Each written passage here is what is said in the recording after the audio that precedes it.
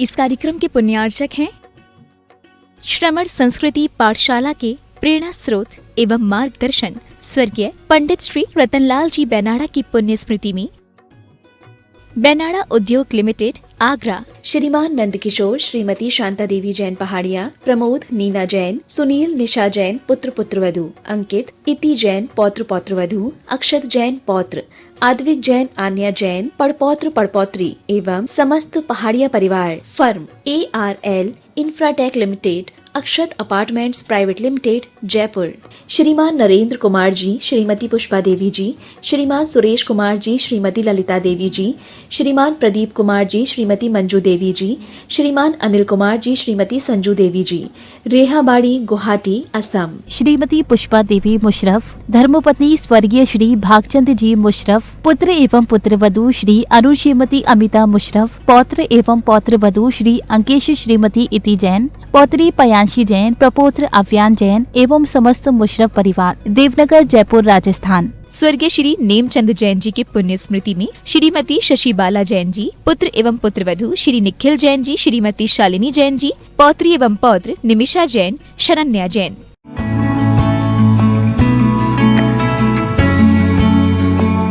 जय जिनेन्द्र नमि ऊणवड्डमाणं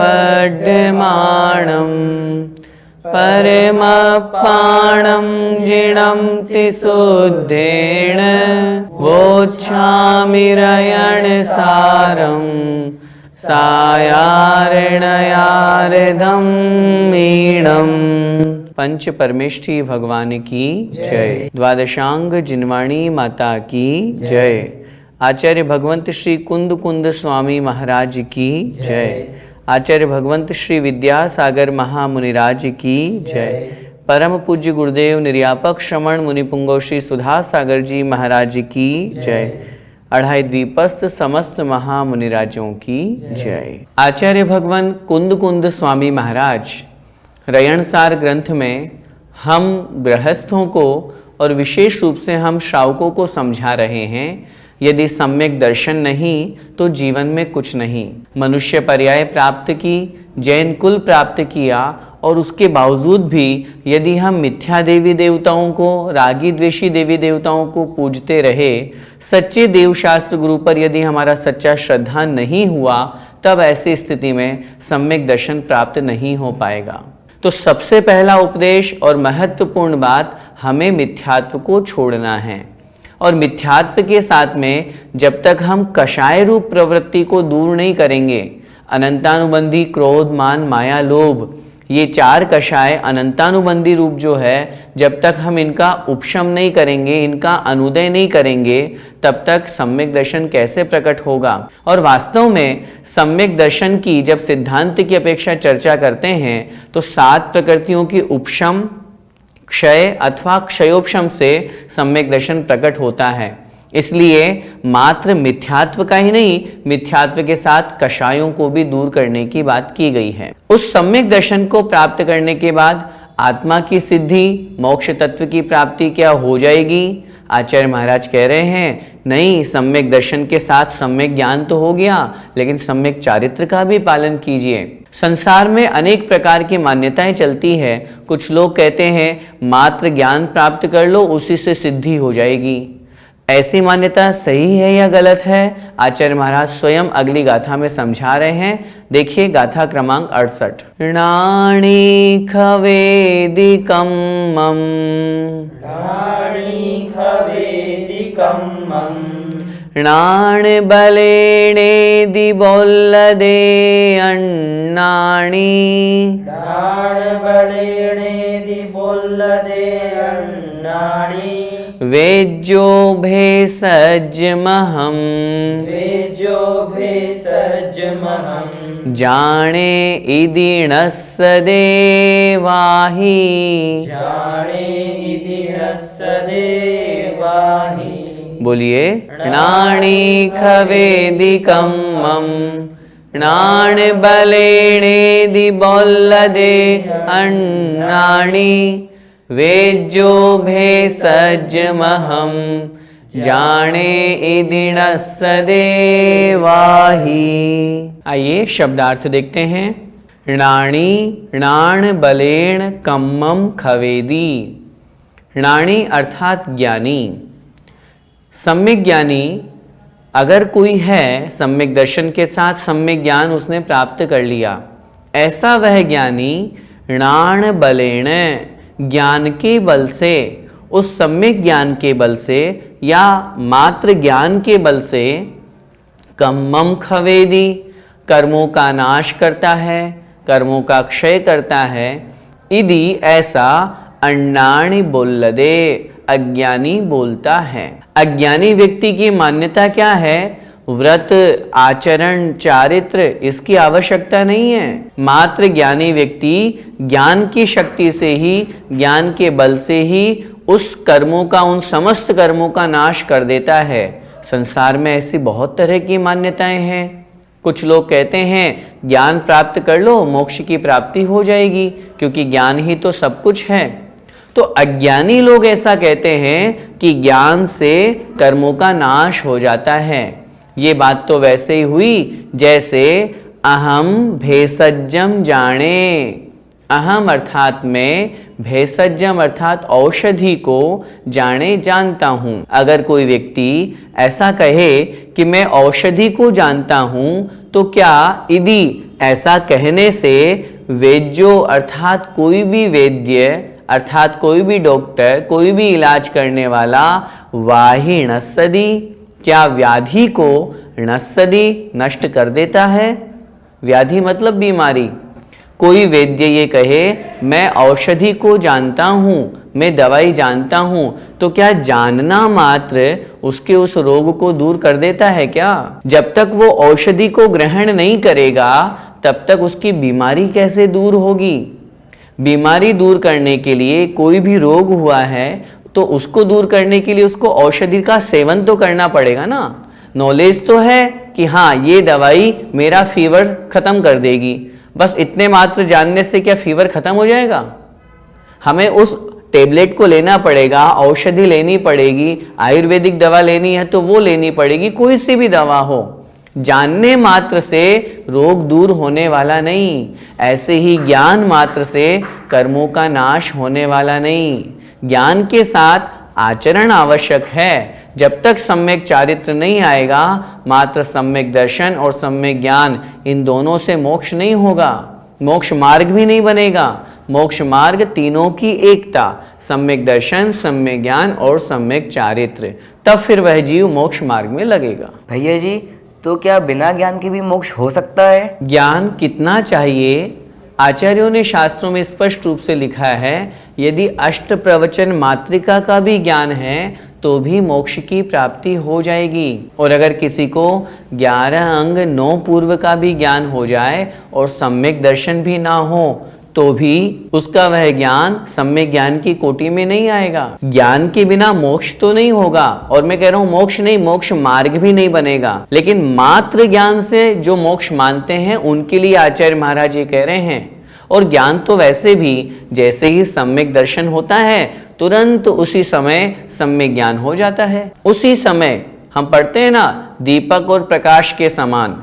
जैसे प्रकाश हुआ, उसमें निमित्त कौन? दीपक। ऐसे ही ज्ञान हुआ, सम्यक ज्ञान बना, उसमें निमित्त कौन? सम्यक दर्शन। हमारे पास जितना भी ज्ञान है वो सारा का सारा सम्यक ज्ञान में कन्वर्ट हो जाता है सम्यक दर्शन के प्रभाव से। तो सम्यक दर्शन हो गया, सम्यक ज्ञान हो गया, अब उसके साथ में सम्यक चारित्र भी आवश्यक है। क्योंकि कितना अच्छा उदाहरण दिया, यही उदाहरण सर्वार्थ सिद्धि में आचार्य पूज्यपाद स्वामी महाराज ने भी दिया कि अकेला श्रद्धान या अकेला ज्ञान या अकेला आचरण मोक्ष मार्ग नहीं बना सकता। जैसे कोई वैद्य है, कोई व्यक्ति है, उसको श्रद्धान है कि ये औषधि मेरा रोग दूर कर देगी, क्या इतना श्रद्धान मात्र उसका रोग दूर कर सकता है क्या? सिर्फ विश्वास ही करेगा, वो उसको ग्रहण नहीं करेगा तो भी उसका रोग दूर नहीं होगा। किसी ने कहा चलो उसने विश्वास भी कर लिया और जान भी लिया कि हाँ इतनी सारी औषधियां हैं, इसमें से ये सिर दर्द की दवा है, ये पेट दर्द की दवा है, ये बुखार की दवा है, उस दवा को उसने जान लिया, तो क्या जानने मात्र से रोग दूर हो जाएगा? तीसरा, क्या मात्र आचरण अर्थात ग्रहण करना, सम्यक दर्शन नहीं है, सम्यक ज्ञान नहीं है, मात्र आचरण है, मुझे दवाई लेनी है। अब कौन सी दवाई लेनी है, इसका ज्ञान भी तो जरूरी है, और ज्ञान के साथ श्रद्धान भी जरूरी है। तो इतने अच्छे उदाहरण के माध्यम से हमें समझना है तीनों चीजें बहुत आवश्यक है, सम्यक दर्शन, सम्यक ज्ञान और सम्यक चारित्र। श्रद्धान भी हो, ज्ञान भी हो और आचरण भी हो, तभी मोक्ष मार्ग बन पाता है और तभी मोक्ष की सिद्धि होती है। तो ऐसा जो सम्यक चारित्र और सम्यक दर्शन, सम्यक ज्ञान के साथ जो यह सम्यक चारित्र है, मोक्ष मार्ग है, मोक्ष की प्राप्ति कैसे होती है, उसके लिए आचार्य महाराज अगली गाथा कह रहे हैं। पूर्वम सेवैमिच्छा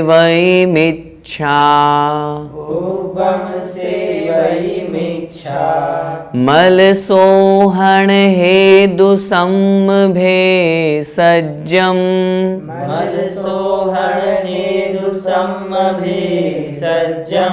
पच्छा सेवैकं मां मयणासन चर्यभे सज्जम।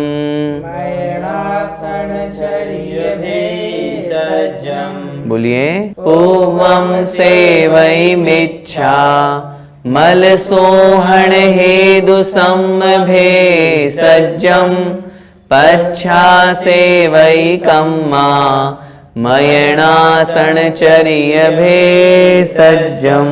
आइए शब्दार्थ देखते हैं। सबसे पहले हमारा कर्तव्य क्या है या क्या किया जाता है, मार्ग क्या है, वो बता रहे हैं। पूर्वम अर्थात पहले, मिच्छामल सोहण हेदु सम्भेषजम।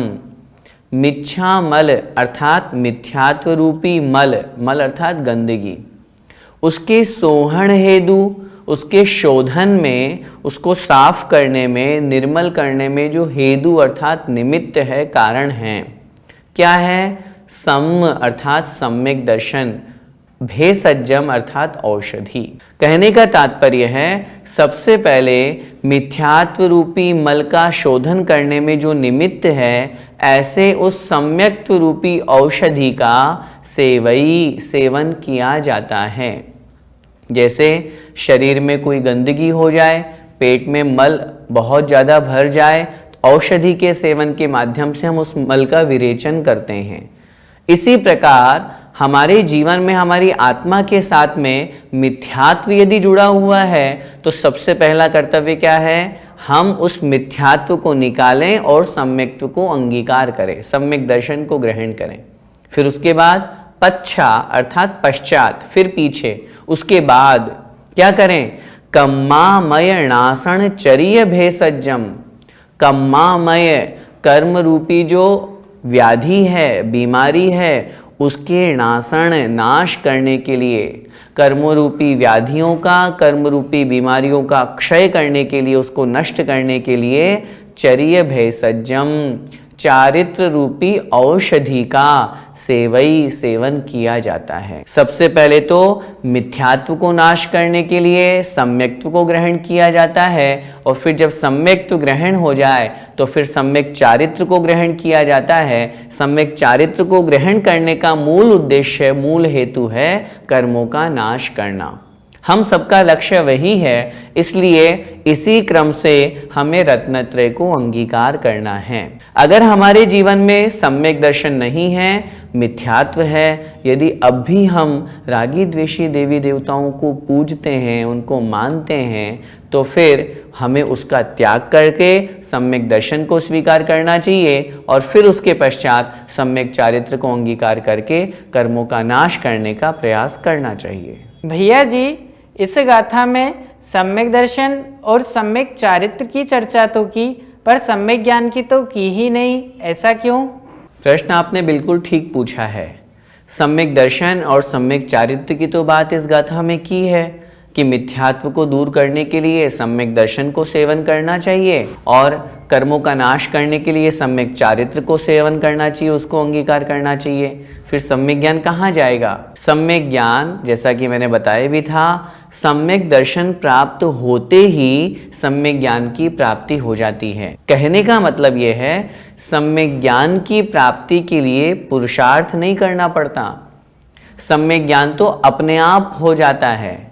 जैसे ही सम्यक दर्शन हुआ, अगर हमारा श्रद्धांश समीचीन है, हमारा विश्वास सच्चे देव शास्त्र गुरु पर है, तो सम्यक दर्शन है।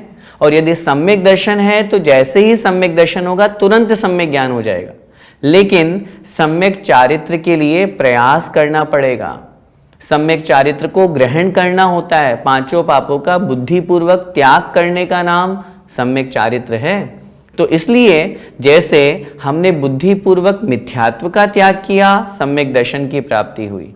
बुद्धिपूर्वक पापों का त्याग किया, सम्यक चारित्र की प्राप्ति हुई। ऐसे बुद्धिपूर्वक अज्ञान का त्याग नहीं किया जाता, मिथ्या ज्ञान का त्याग नहीं किया जाता, वो अपने आप हो जाता है। और जो अपने आप हो जाए उसके लिए पुरुषार्थ नहीं करना होता, इसीलिए इस गाथा में उसकी चर्चा नहीं है। वो अपने आप ही सम्यक दर्शन के साथ ग्रहण कर लिया जाता है। तो आज की कक्षा में हमने जो 2 गाथाएं पढ़ी उसमें हमने क्या समझा? सबसे पहली बात तो लोक व्यवहार में अन्य संप्रदाय में ऐसी भी मान्यता चलती है, जैसे कहते हैं ज्ञानात्रिते न मुक्ति, अर्थात ज्ञान के बिना मोक्ष नहीं है। वो सिर्फ ज्ञान को ही मोक्ष का कारण मानते हैं, लेकिन उनकी ऐसी मान्यता पूर्ण रूप से गलत है।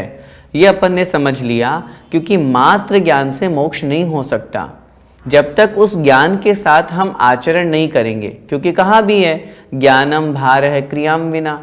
ज्ञानी तो बहुत हो गए, शास्त्रों का ज्ञान तो बहुत हो गया, लेकिन यदि क्रिया नहीं है, आचरण नहीं है, तो वो ज्ञान भार है, बोझ मात्र है। इसलिए उस ज्ञान के साथ आचरण भी आवश्यक है।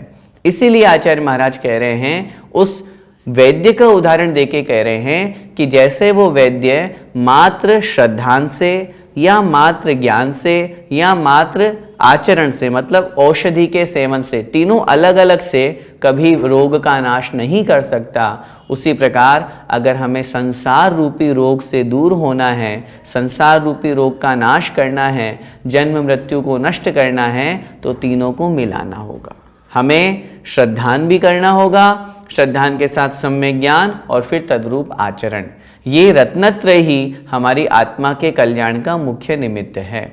इसलिए तीनों को एक साथ मिलाकर तीनों की एकता रूप मोक्ष मार्ग को हम सभी अपनाएं। इसी मंगलमय भावना के साथ बोले द्वादशांग जिनवाणी माता की जय। जय जिनेन्द्र।